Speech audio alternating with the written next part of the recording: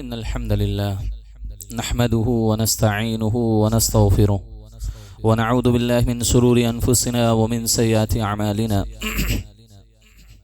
من يهده الله فلا مضل له ومن يضلله فلا هادي له وأشهد أن لا إله إلا الله وأشهد أن محمدا عبده ورسوله يا أيها الذين آمنوا اتقوا الله حق تقاته ولا تموتن إلا وأنتم مسلمون يا أيها الناس اتقوا ربكم الذي خلقكم من نفس واحدة وخلق منها زوجها وبث منهما رجالا كثيرا ونساء واتقوا الله الذي تساءلون به والأرحام إن الله كان عليكم رقيبا يا أيها الذين آمنوا اتقوا الله وقولوا قولا سديدا يصلح لكم أعمالكم ويغفر لكم ذنوبكم ومن يطع الله ورسوله فقد فاز فوزا عظيما أما بعد فإن أصدق الحديث كتاب الله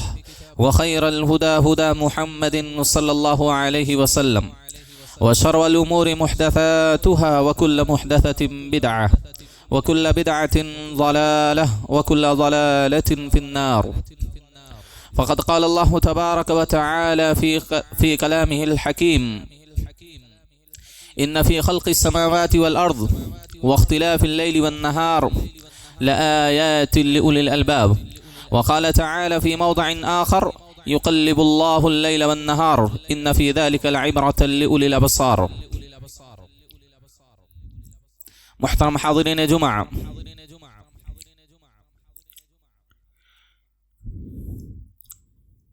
اللہ رب العالمین نے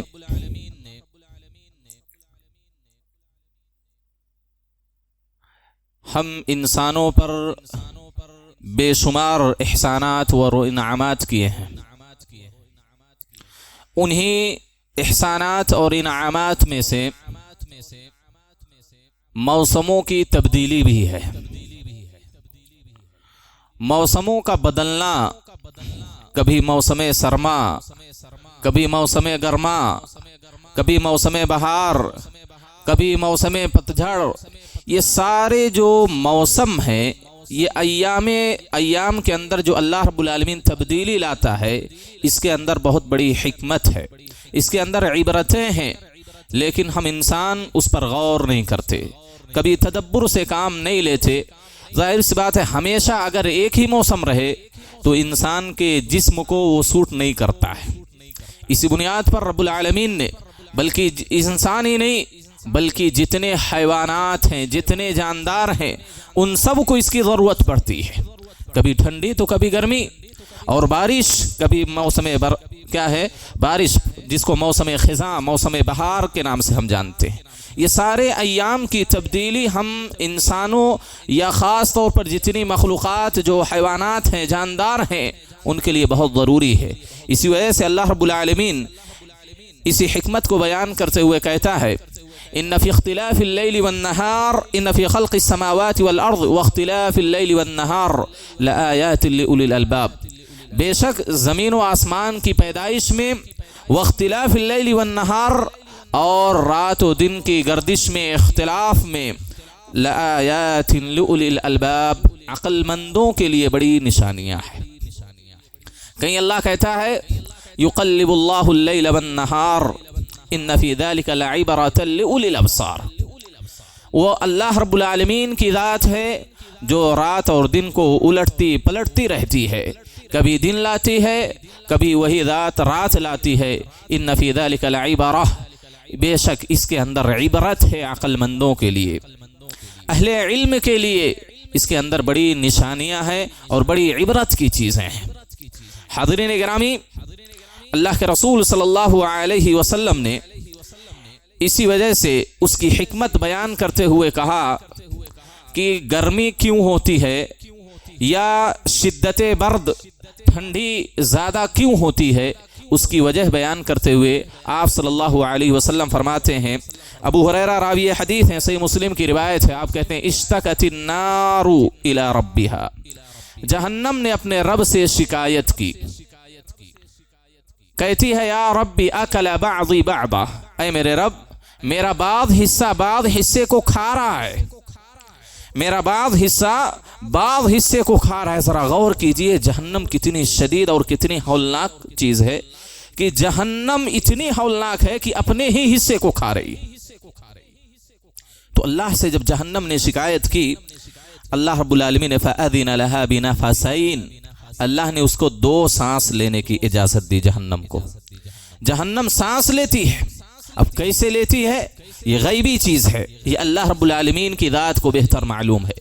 تو اللہ رب العالمین نے اس کے اندر جو حرارت تھی اور ایک دوسرے کو کھا رہی تھی، ایک دوسرے کو جلا دے رہی تھی، اللہ رب العالمین سے شکایت کرنے کے بعد اللہ نے کہا جہنم سے تم 2 سانسیں لے سکتی ہو۔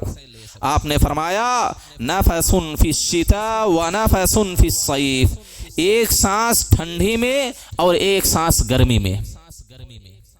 آپ فرماتے ہیں فَهُوَ أَشَدُّ مَا تَجِدُونَ مِنَ الْحَرِّ وَأَشَدُّ مَا تَجِدُونَ مِنَ الزَّمْهَرِيرِ، تو کہہ رہے ہیں جب سخت گرمی جو تم پاتے ہو اسی جہنم کے سانس لینے کی وجہ سے ہے، اور سخت سردی اور ٹھنڈی جو ہوتی ہے یہ جہنم کے سانس لینے سے ہوتی ہے۔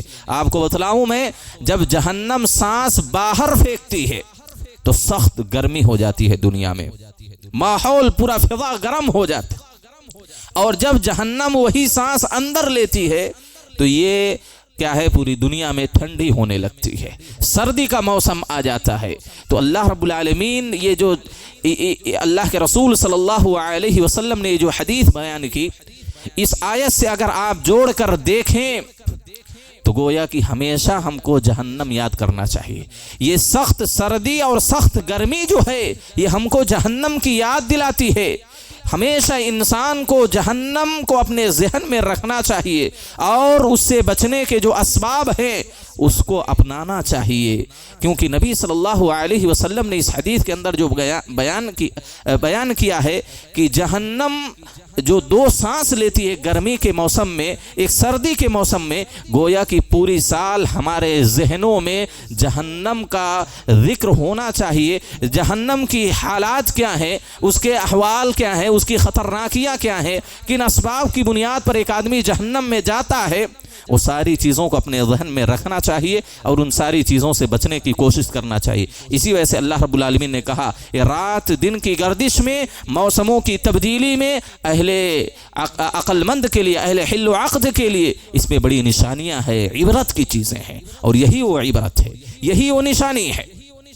اور ویسے تو اللہ رب العالمین کی بے شمار قدرتیں ظاہر ہوتی ہیں ہر موسم میں، بارش برسانا ظاہر سی بات ہے اللہ کی قدرت ہے۔ تو اس طرح کی بے شمار قدرتیں اور بے شمار مظاہر اللہ رب العالمین کی توحید پر دلالت کرنے والے ہم انسانوں کے لیے موسم سرما اور موسم گرما میں ظاہر ہوتے ہیں۔ اسی کو اللہ رب العالمین نے کہا کہ بڑی ساری نشانیاں ہیں ان ساری چیزوں کے اندر۔ اور آپ کو بتلاؤں کلمہ شتا جو ہے یعنی ٹھنڈی جس کے معنی ہوتے ہیں، شتا کے معنی ٹھنڈی ہوتے ہیں عربی میں، پورے قرآن میں صرف 1 مرتبہ وارد ہوا ہے کلمہ شتا۔ آپ سب لوگ وہ سورہ جانتے ہوں گے، الف لام لإلاف قریش إلافهم رحلة الشتاء والصيف۔ تو اللہ رب العالمین نے پورے قرآن میں لفظ شتا کو صرف 1 مرتبہ ذکر کیا ہے۔ حاضرین گرامی، اللہ کے رسول صلی اللہ علیہ وسلم فرماتے ہیں کہ یہ جو موسموں کی تبدیلی ہے یہ صرف دنیا کے اندر ہے، آخرت کے اندر نہیں ہوگی۔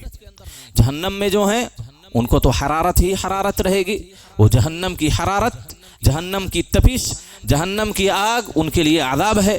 اور جنت میں جو لوگ جائیں گے نہ تو وہاں دھوپ ہوگی اور نہ وہاں ٹھنڈی ہوگی، گویا کہ نہ تو گرمی ہوگی نہ ٹھنڈی ہوگی، ایک دم معتدل موسم ہوگا۔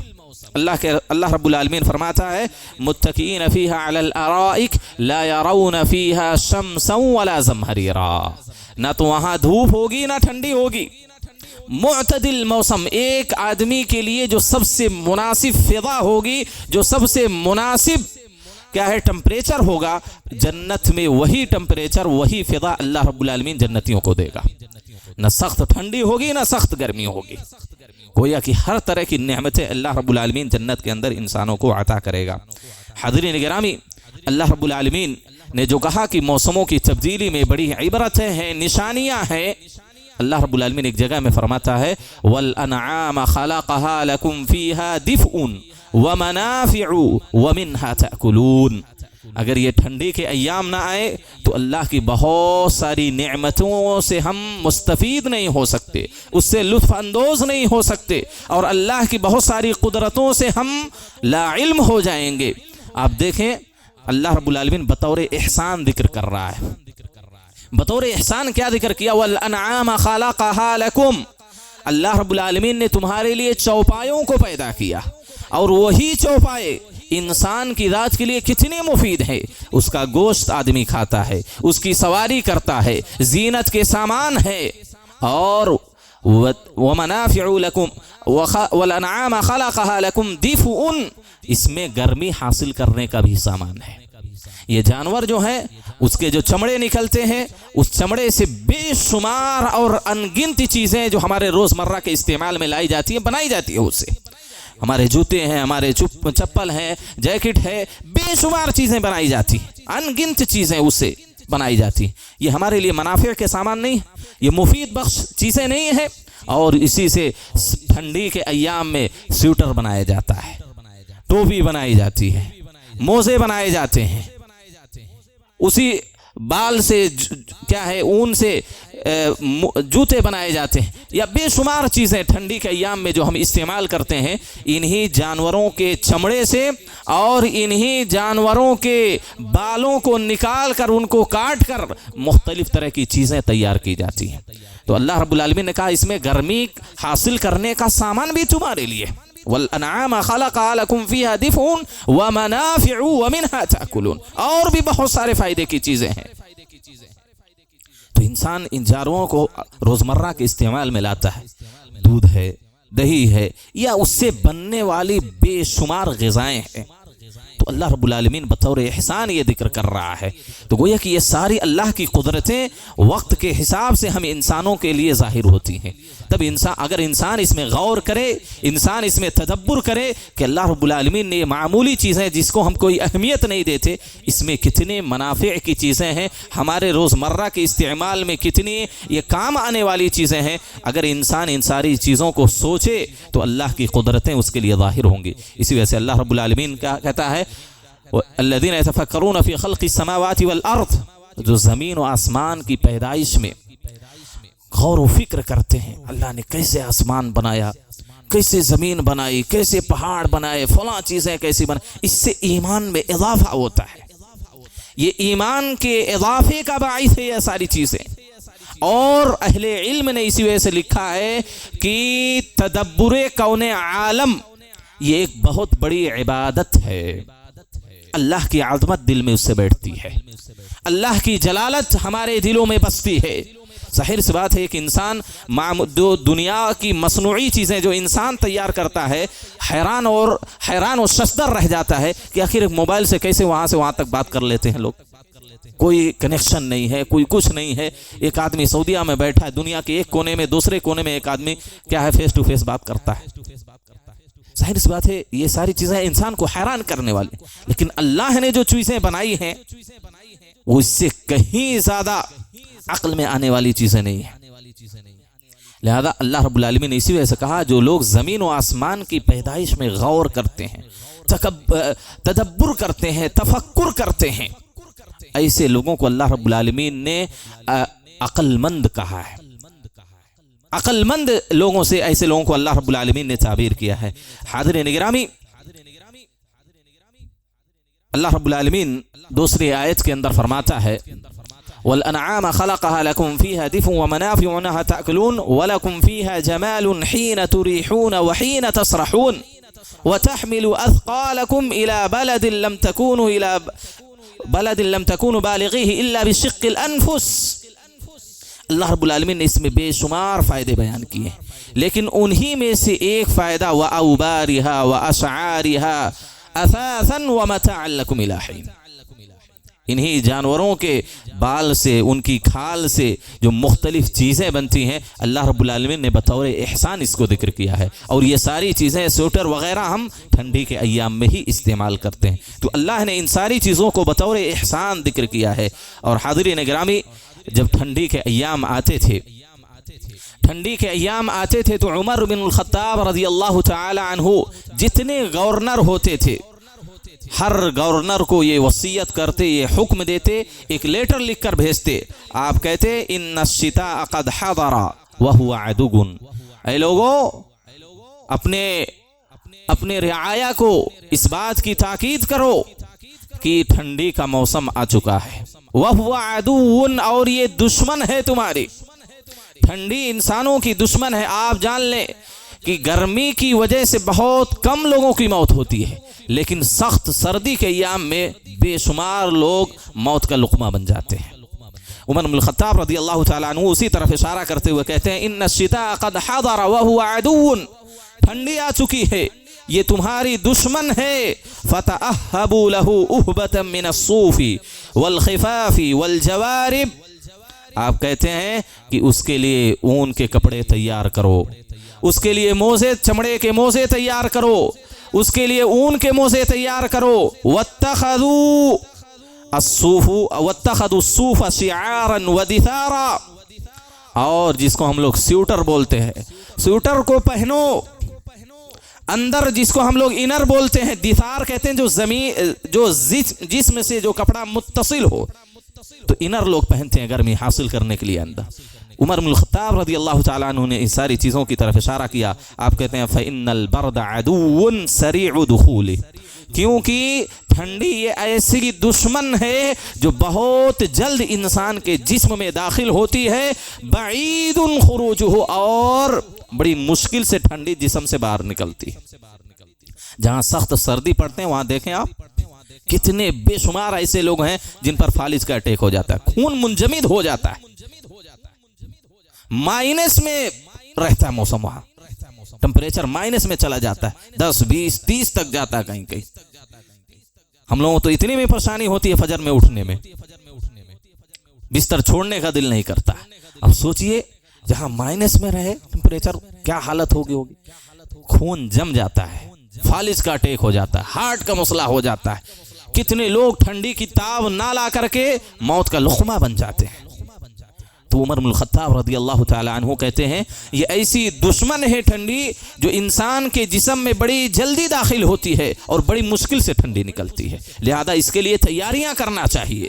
اس کے لیے ٹھنڈی سے بچنے کے جو بھی اسباب ہو سکتے ہیں اس کو اپنانا چاہیے. یہ شرعی تعلیم ہے.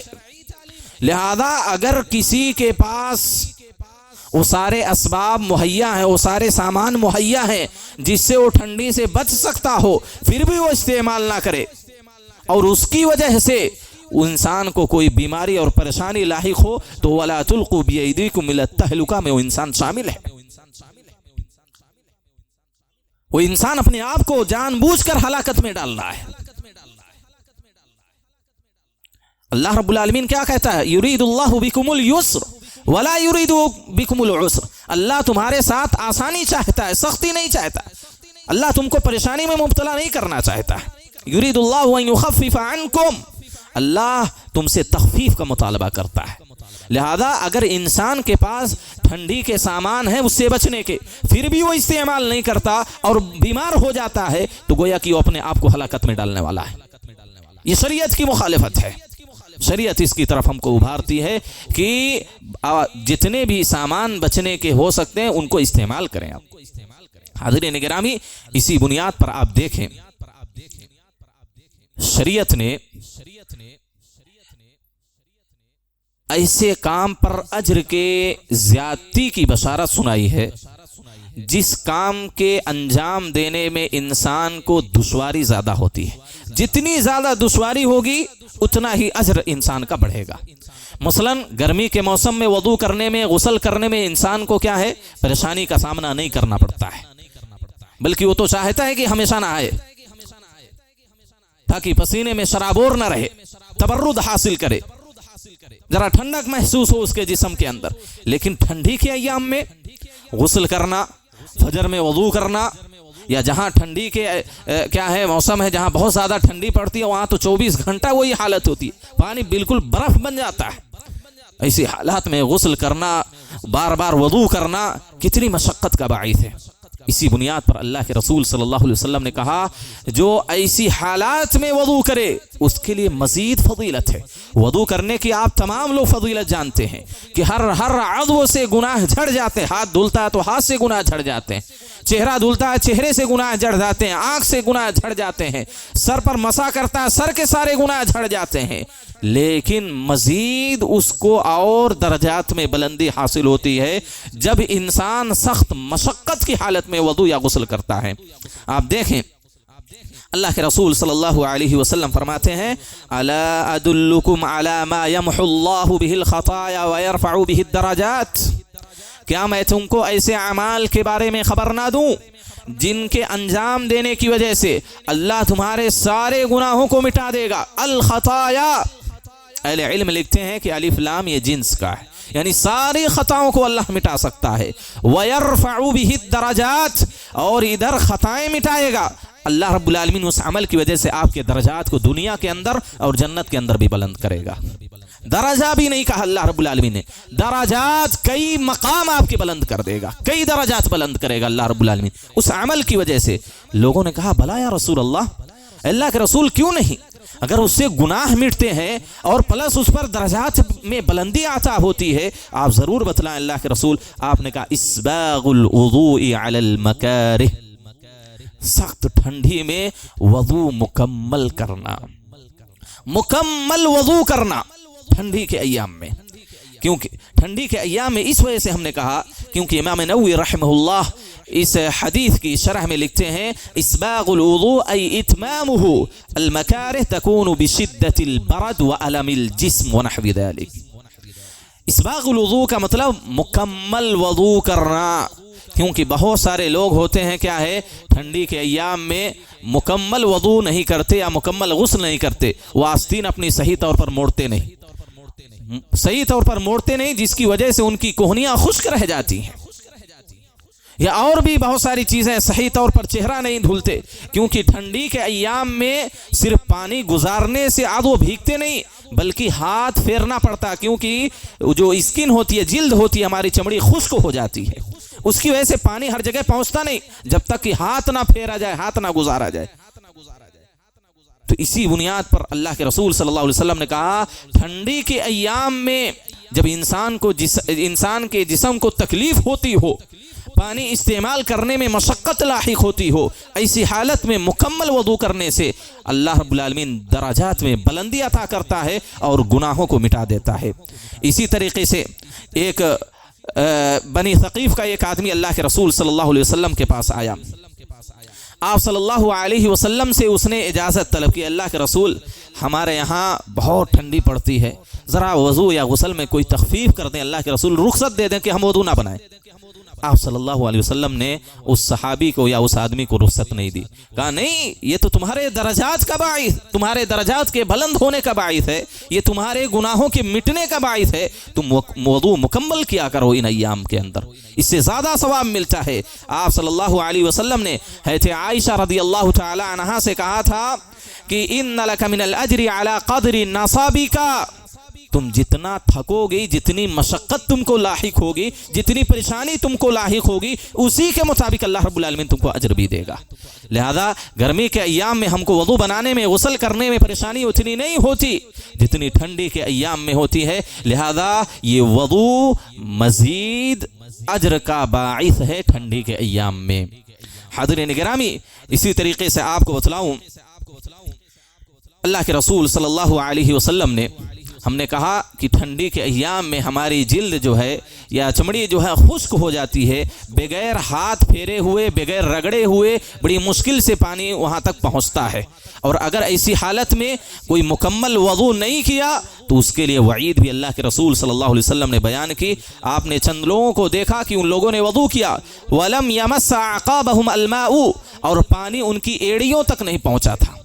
جو جلد بازی میں ٹھنڈی کے ایام میں وضو کرتے ہیں، جلدی جلدی ہاتھ پیر دھلتے ہیں، ایسی صورت میں ان کی ایڑیاں، پچھلا حصہ قدم کا خشک رہ سکتا ہے، ان کی کوہنیاں خشک رہ سکتی ہیں، اور آپ کو میں بتلاؤں یہ جو حصہ سفیدی دکھ رہی ہے یہ بھی چہرے میں داخل ہے، لوگ سامنے ایسا دھو لیتے ہیں، بس اس کا خیال ہی نہیں کرتے، یہ بھی چہرے میں داخل ہے۔ یہ جو سفیدی دکھ رہی ہے کان اور اس کے بال کے درمیان، یہ چہرے میں داخل ہے، اگر یہ خشک رہ گیا تو گویا کہ ہمارا وضو نہیں ہوا، اور وضو نہیں ہوا تو اس کی بنیاد پر اللہ کے نبی نے جہنم کی بشارت سنائی ہے، اور مزید اس پر جتنی نمازیں اس وضو سے پڑھتا رہے گا اس کی نماز بھی نہیں ہوگی۔ لہذا وضو بڑے اہتمام سے کریں، اہتمام کے ساتھ وضو کرنا چاہیے۔ یہ نہیں کہ آئے دوڑتے ہوئے مسجد میں جلدی جلدی وضو کر لیے اور وضو آپ کا مکمل ہی نہیں ہوا، آپ کا وقت بھی گیا، آپ کی محنت بھی صرف ہوئی، اور آپ کو ثواب کے بجائے گناہ مل رہا ہے۔ تو نبی صلی اللہ علیہ وسلم نے چند لوگوں کو دیکھا کہ ان کی ایڑیاں خشک تھیں، آپ صلی اللہ علیہ وسلم نے کہا ویل للاعقاب من النار، ایڑیوں والیوں کے لیے جہنم کی ویل ہے، یعنی ان کی ایڑیاں خشک رہ گئی تھیں، ان کی ایڑیاں پر پانی نہیں پہنچا تھا، تو اللہ کے رسول صلی اللہ علیہ وسلم نے ان کو جہنم کی بشارت سنائی۔ لہذا بڑے اہتمام سے وضو کریں، آپ دیکھ کر وضو کریں کہ آپ کی کوہنی بھیگ رہی ہے، آپ کی ایڑی بھیگ رہی ہے کہ نہیں بھیگ رہی ہے، کوئی اعضائے وضو میں سے کوئی حصہ خشک رہتا ہے کہ نہیں رہتا ہے، ایک نقطے کے برابر اگر خشک رہ گیا تو آپ کا وضو مکمل نہیں ہوگا۔ لہذا اس کا اہتمام کرنا چاہیے۔ بلکہ آپ صلی اللہ علیہ وسلم نے ایک آدمی کو دیکھا کہ ناخون کے برابر اس کے قدم میں خشکی دکھ رہی تھی، یعنی پانی وہاں تک نہیں پہنچا تھا، جس طرح ہم لوگ جلدی جلدی کر لیتے ہیں وضو، تو خشک رہ گیا تھا، معمولی سی جگہ پر پانی نہیں پہنچا تھا۔ آپ نے کہا ارجع فاحسن وضوءک، جاؤ پھر سے وضو کر کے آؤ۔ آپ بلکہ دوسری روایت میں ہے آپ صلی اللہ علیہ وسلم نے کہا وضو بھی پھر سے کرو اور اپنی نماز دوبارہ لوٹاؤ تم۔ لہذا یہ ٹھنڈی کے ایام ہے، اگرچہ ہم کو مشقت لاحق ہوتی ہے، پریشانیوں کا سامنا کرنا پڑتا ہے، پانی چھونے کا دل نہیں کرتا، لیکن اگر ایسی حالت میں ہم وضو کرتے ہیں تو اللہ رب العالمین، اللہ کے نبی صلی اللہ علیہ وسلم نے ہم کو رفع درجات کی بشارت سنائی ہے، گناہوں کے مٹنے کی بشارت سنائی ہے۔ کم سے کم اس کے لیے ہم اگر صحیح طور پر وضو کر لیں تو ظاہر سی بات ہے بہت سارے اجر و ثواب ہم حاصل کر سکتے ہیں۔ اور اس پر میں یہ تنبیہ کرنا چاہتا ہوں، بعض لوگ یہ سمجھتے ہیں کہ پانی گرم کرنے کی وجہ سے وہ فضیلت حاصل نہیں ہوتی، بالکل حاصل ہوتی۔ یہ تو اللہ کی نعمت ہے کہ اللہ رب العالمین نے آپ کو اس نعمت سے بھی نوازا ہے کہ آپ گرم پانی بھی استعمال کر سکتے ہیں۔ الحمدللہ آج بہت سارے وسائل ہیں پانی گرم کرنے کے، منٹوں میں گرم ہو جاتے ہیں پانی۔ لہذا اب اگر ٹھنڈے پانی سے آپ کو وضو کرنے میں مشقت ہو رہی ہو، تکلیف ہو رہی ہو، تو شریعت نے آپ کو زبردستی نہیں کہا نہیں اسی ٹھنڈے پانی سے آپ کو وضو کرنا ہے، بلکہ اس کے بدل میں اللہ نے تیمم کی بات بیان کی۔ غسل کرنے کی طاقت نہیں ہے، بیمار ہو جانے کا خوف ہے، یا آدمی بیمار ہے، بیماری میں اضافہ ہو سکتا ہے، یا شفا یابی میں تاخیر ہو سکتی ہے اس پانی کے استعمال کرنے کی وجہ سے، اگرچہ ہم گرم پانی استعمال کریں تو اللہ کے نبی نے، اللہ رب العالمین نے کیا کہا؟ تم تیمم کر لو، تیمم کر لو۔ لہذا اپنے آپ کو مشقت میں ڈالنے کی ضرورت نہیں ہے، شریعت بہت آسان ہے، ہم لوگوں نے اس کو مشکل بنا لیا ہے۔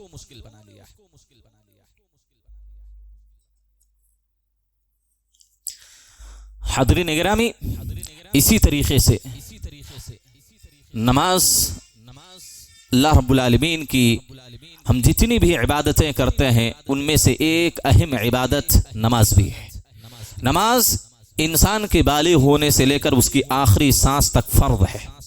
اب وہ جس حالت میں جیسے مستطیع ہے اس حساب سے اس کو نماز ادا کرنا ضروری ہے، اور وہ کسی بھی موسم میں ہو، ہمیشہ نماز پڑھنا بالغ اور مکلف انسان پر واجب اور فرض ہے۔